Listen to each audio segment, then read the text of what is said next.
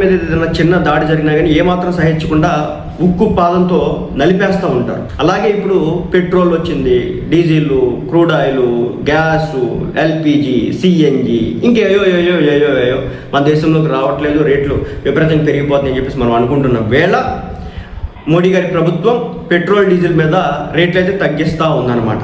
దీనికి సంబంధించి చూసుకుంటే కనుక ప్రస్తుతం భారతదేశానికి సంబంధించి కేంద్ర ప్రభుత్వం ఒక మంచి నిర్ణయం తీసుకుంది. పెట్రోల్ డీజిల్పై ఎక్సైజ్ డ్యూటీ 10 రూపాయల వరకు తగ్గించింది.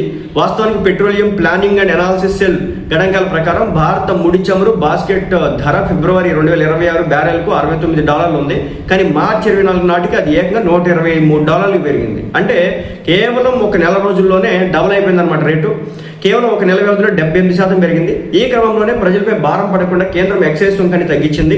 మరోవైపు అంతర్జాతీయ మార్కెట్లో పరిస్థితులపై కేంద్ర పెట్రోలియం శాఖ హర్దీప్ సింగ్ పూరి స్పందించారు.